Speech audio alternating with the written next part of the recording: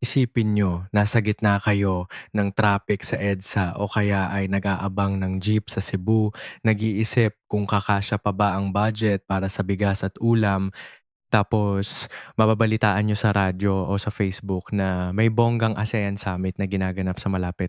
Ang unang papasok sa isip ng marami sa atin, ano naman ang pakialam ko dyan? Mababawasan ba niya ng presyo ng bilihin o bibilis ba ang dating ng padala ni tatay mula sa Saudi?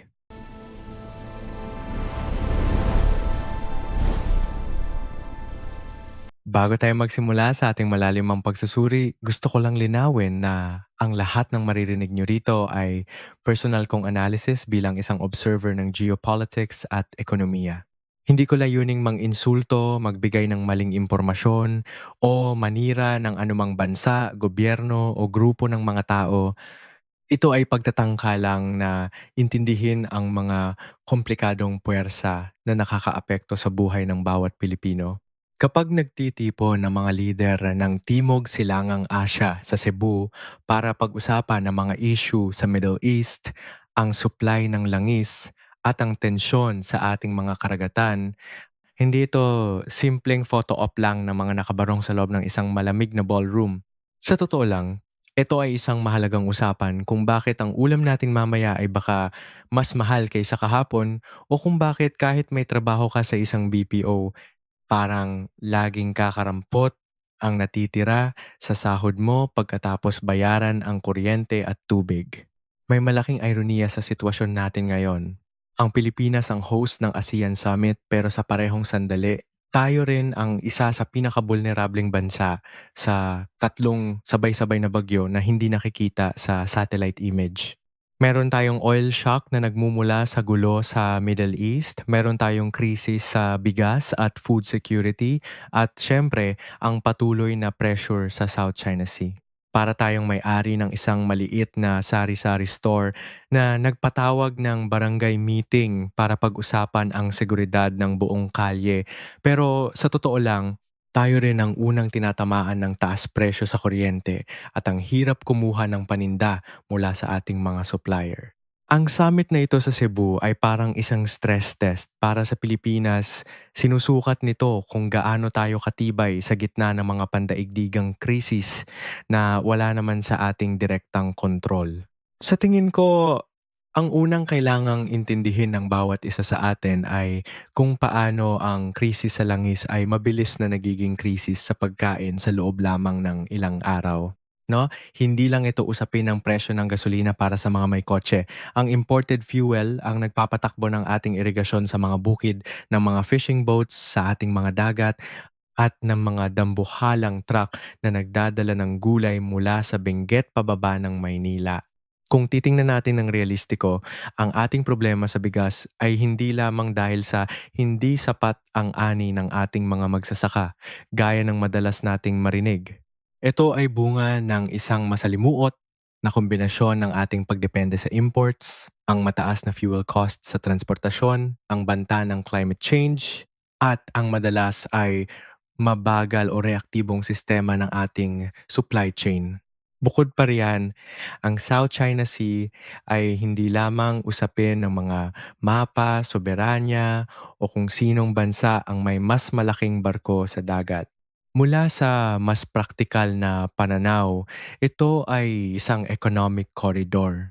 Kapag may tensyon sa dagat, tumataas ang tinatawag nating risk premium sa kalakalan, enerhiya at pangingisda na sa huli ay babalik din bilang dagdag presyo sa bawat produktong binibili natin sa palengke. Ang ASEAN Consensus naman ay may sariling halaga, pero aminin natin na mayroon din itong matinding limitasyon dahil sa bagal ng regional decision making. Habang mabilis na humahagupit ang mga krisis, ang mga diplomatikong proseso ay madalas na parang pagong. Kaya naman para sa Pilipinas, ang tunay na tanong ay hindi na kanino tayo kakampi, kundi paano tayo magiging sapat na matibay para hindi palaging hostage ng presyo ng langis at bigas. Isipin nyo ang isang ordinaryong umaga sa Manila, bumili ka ng pandesal na mas maliit na ngayon, pero mas mahal, nag-abang ka ng jeepney na ang pamasahe ay tumaas na naman, at Nag-check ka ng remittance mula sa kapamilyang OFW kung pumasok na ba? Pagbukas mo ng balita, makikita mo ang mga leader na nagkakamayan sa Cebu at mapapaisip ka kung ano ang kinalaman niyan sa ulam nyo mamaya. Dito nagsisimula ang mas malalim na kwento dahil kapag nag-usap ang mga leader sa Cebu tungkol sa Iran, sa supply ng langis, at sa regional crisis plan, pinag-uusapan nila ang mismong survival ng ating budget. Sa Cebu Summit, naging sentro ang epekto ng giyera sa Middle East at ang posibleng pagkagambala sa Strait of Hormuz, isang maliit na lagusan sa dagat na kung saan dumadaan ang malaking bahagi ng langis na ginagamit natin sa Pilipinas. Itinulak ng ating gobyerno ang mas mabilis na pag-aproba sa isang Regional Oil Sharing Framework, isang kasunduan kung saan ang mga bansang ASEAN ay magtutulungan kapag nagkaroon ng matinding kakulangan sa supply. Pero ang tanong ng marami, gaano ba ito katotoo at gaano kabilis itong mararamdaman ng isang driver na naghahanap buhay sa ilalim ng init ng araw? Himayin natin ang usapin ng langis dahil ito ang unang domino na nagpapabagsak sa lahat ng iba pang aspeto ng ating ekonomiya. Sa Pilipinas, halos lahat ng gumagalaw mula sa pagkain hanggang sa mga gamit sa bahay ay nakadepende sa presyo ng petrolyo dahil tayo ay highly dependent sa imported fuel at wala tayong sariling sapat na source ng enerhiya sa ngayon. Kapag may gulo sa Persian Gulf, hindi lang iyon balita sa ibang bansa. Direkta itong pumapasok sa ating mga pump prices sa loob lamang ng ilang araw. Ang 1 litrong dagdag presyo sa diesel ay hindi lang problema ng driver. Problema rin ito ng tindera ng gulay na kailangang magbayad ng mas mahal na arkila sa truck. At problema rin to ng bawat pamilyang kailangang pagkasyahin ang kanilang budget hanggang sa katapusan ng buwan. May dahilan kung bakit napakahalaga para sa Pilipinas na itulak ang ASEAN Emergency Fuel Cooperation dahil kung magkakaroon tayo ng regional buffer, mas may tsansa tayong hindi magpanic. Sa teorya, kung may coordination sa reserves at shipping, mas mababa ang posibilidad na magkaroon ng kanya-kanyang agawan ng supply ang mga bansa sa rehiyon kapag nagkagipitan na. Gayunpaman, ang problema ay ang ASEAN ay hindi naman iisang bansa. Bawat miyembro ay may iba-ibang energy mix, iba-ibang dami ng pera sa kaban, at iba-ibang prioridad. Ang Singapore ay isang dambuhalang trading hub na maraming reserba, ang Indonesia naman ay may sariling likas na yaman, samantalang ang Pilipinas ay parang laging naghahabol sa agos ng pandaigdigang merkado. Kaya naman ang regional response na pinag-uusapan sa Cebu ay maganda pakinggan sa mga press release, pero sa realidad, napakahirap nitong gawing mabilis at pantay para sa lahat. Sa summit, tinalakay ang tungkol sa diversification of suppliers at ang paglipat sa mga electric vehicles o renewable energy, pero aminin natin na ang mga ito ay pangmatagalang solusyon sa isang problema na nararamdaman na natin ngayon. Para sa isang ordinaryong pamilya, ang oil shock ay nararamdaman sa pamamagitan ng mas mahal na delivery fee sa mga in-order online, mas mataas na presyo ng LPG at pati na sa presyo ng isda. Parang sa ating halimbawa ng sari-sari store. Kahit hindi ka direktang gumagamit ng krudo, kapag ang iyong supplier ng soft drinks at delata ay nagtaas ng singil dahil sa mahal ng gasolina, wala kang choice kundi ipasa ito sa iyong mga mamimili. Dito na pumapasok ang ating pangalawang malaking issue, ang bigas. Ang rice crisis sa Pilipinas ay hindi dapat tingnan bilang isang simpleng usapin ng kulang ang supply, kundi bilang isang problema ng buong sistema mula sa pagtatanim hanggang sa paglalagay nito sa iyong plato. Ang bigas ay napakasensitibo sa maraming gastos na hindi natin agad naiisip, tulad ng presyo ng fertilizer na gawa rin sa petrolyo at ang gastos sa paggiling at pagimbak. Kapag tumaas ang presyo ng langis, automatic na tataas din ang gastos sa pagdadala ng bigas mula sa mga sakahan ng Nueva Ecija o Iloilo patungo sa mga palengke sa lungsod.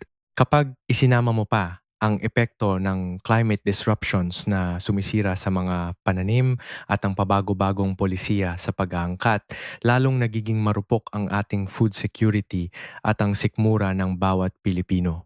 May kakayahan naman ang ating pamahalaan na gumamit ng mga tools tulad ng pagbabago sa taripa o ang tamang timing sa pagbili ng bigas mula sa ibang bansa upang mapababa ang presyo. Ngunit kapag mali ang timing, masakit ang epekto. Kung sobra ang import, lugi ang ating mga magsasaka.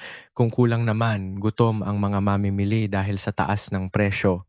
Ang pagpapatakbo ng food policy sa ating bansa ay parang pagluluto ng sinaing.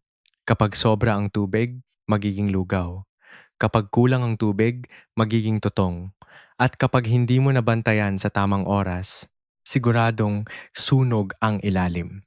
Nitong nakaraang Marso 2026, lumabas ang mga ulat na pinag-aaralan na naman ng Pilipinas ang pagkakaroon ng temporary price cap dahil sa bilis ng pagtaas ng global fuel prices na humihila sa presyo ng pagkain.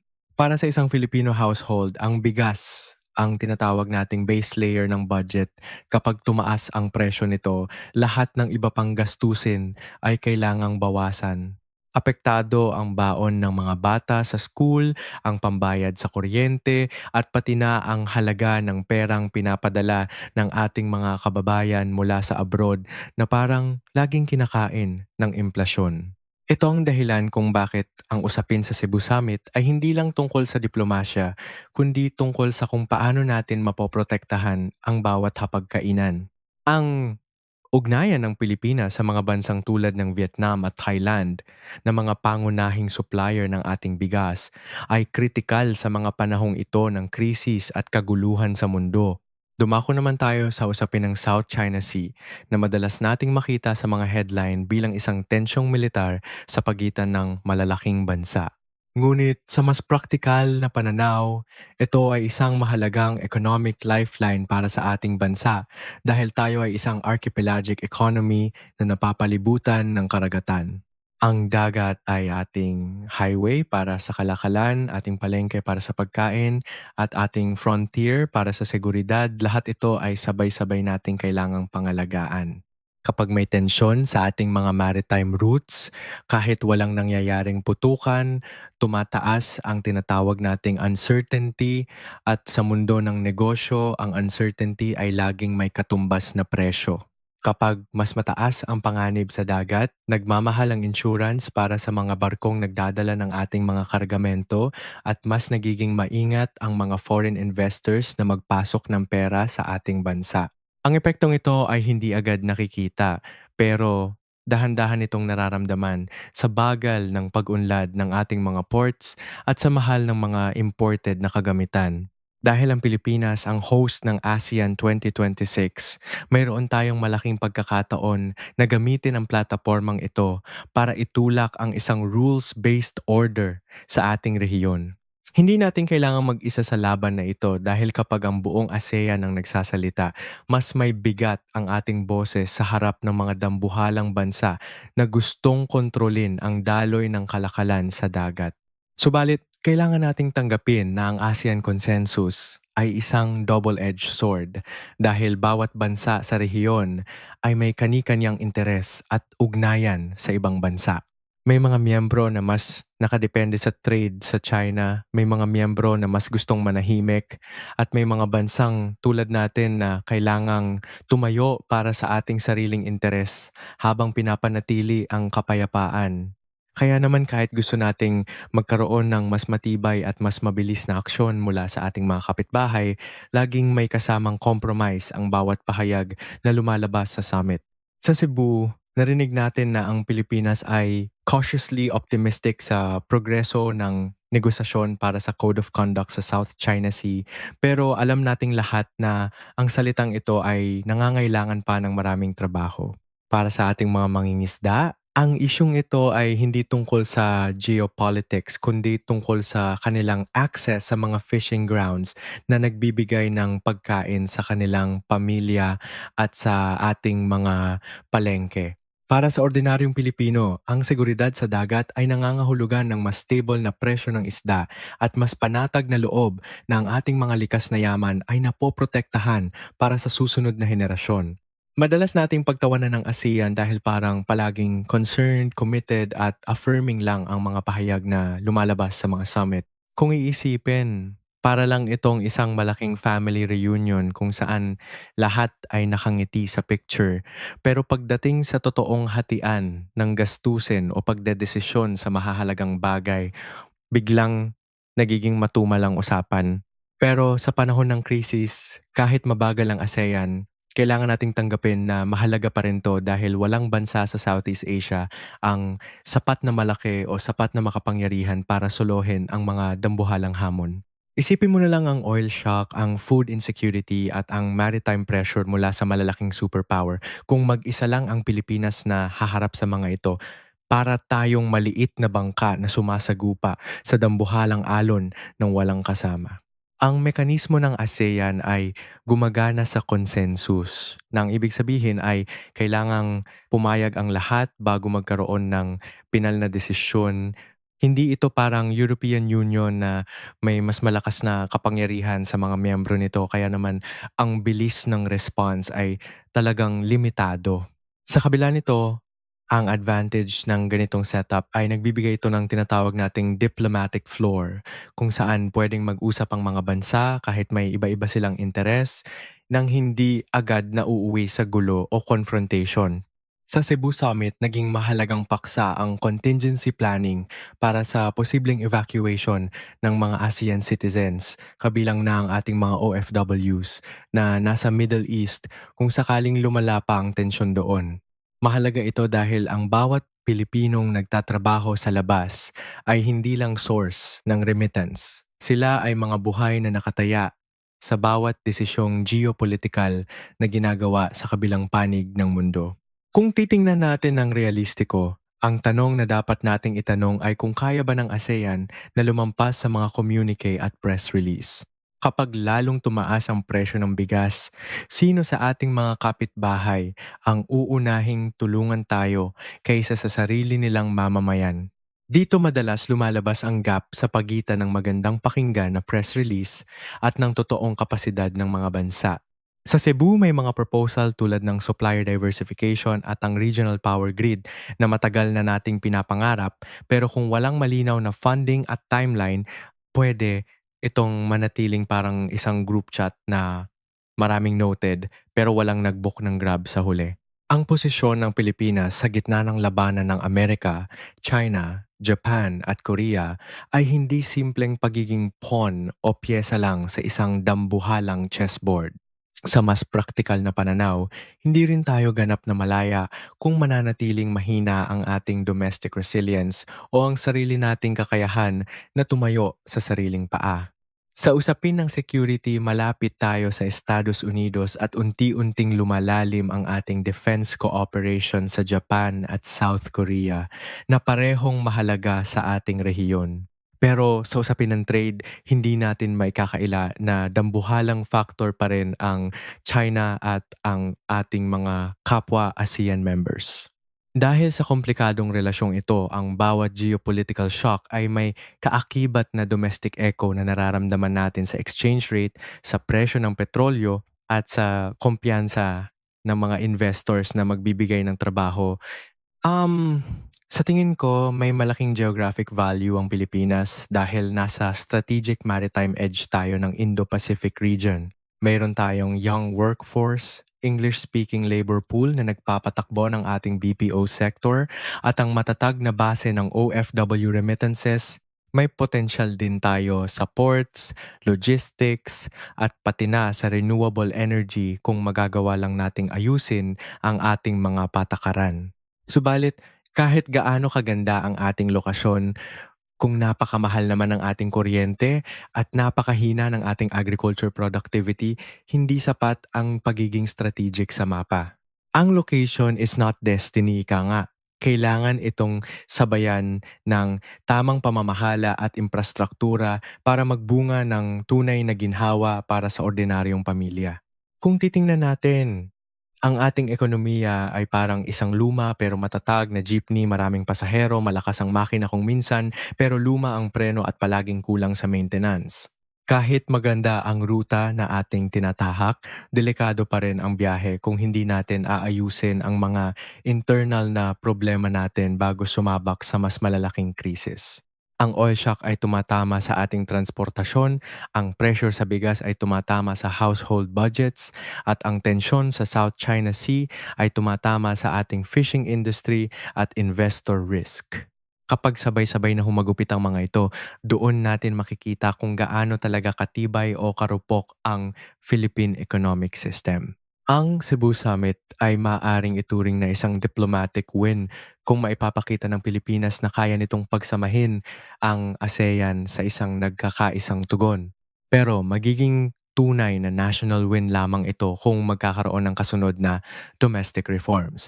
Isang mas matibay na rice strategy na hindi lang nakadepende sa imports, mas diversified na energy supply, at mas efficient na ports para bumaba ang presyo ng bilihin. Sa huli, ang Cebu ASEAN Summit ay nagsisilbing parang salamin na nagpapakita ng tatlong realidad na kailangan nating harapin bilang isang bansa. Una, ang langis na galing sa napakalayong rehiyon ay may kapangyarihang baguhin ang presyo ng pamasahe sa kanto mo sa loob lamang ng isang linggo. Ikalawa, ang bigas na nakalagay sa iyong plato ay nakatali sa napakaraming global factors tulad ng fuel, logistics, at climate change, kaya hindi sapat na umasa lang tayo sa kung ano ang available ngayon. Ikatlo, ang South China Sea ay hindi lamang isang mapa na nakikita sa balita. Ito ay ating economic lifeline na may direktang epekto sa supply ng isda at sa presyo ng enerhiya sa ating bansa. Para sa ASEAN, ang malaking hamon ay patunayan na ang regional cooperation ay hindi lang magagandang salita na binibitawan sa loob ng isang air-conditioned na hall. Para sa atin sa Pilipinas, ang hamon ay mas malalim at mas personal. Paano tayo magiging isang bansang hindi laging kinakabahan sa bawat oil shock o bawat pagtaas ng presyo ng bigas sa pandaigdigang merkado? Dahil sa mas praktikal na pananaw, ang tunay na sukatan ng geopolitics ay hindi kung gaano kaganda ang family photo ng mga leader sa Cebu o kung gaano kahaba ang kanilang pinirmahang kasunduan. Ang tunay na sukatan ay kung pagkatapos ng lahat ng ito, mas ligtas ba ang ating mga dagat, mas stable ba ang presyo ng bigas, at mas kaya ba ng bawat pamilyang Pilipino na tustusan ang kanilang pang-araw-araw na gastos? Ang Pilipinas ay kasalukuyang nasa gitna ng isang pandaigdigang bagyo at hindi natin mapipigilan ang pagdating ng mga alon. Pero ang pinakamahalagang tanong na dapat nating sagutin ay hindi kung gaano kalakas ang susunod na hagupit, kundi kung gaano ba katibay ang bubong na itinayo natin para sa ating sariling tahanan bago pa man dumating ang ulan.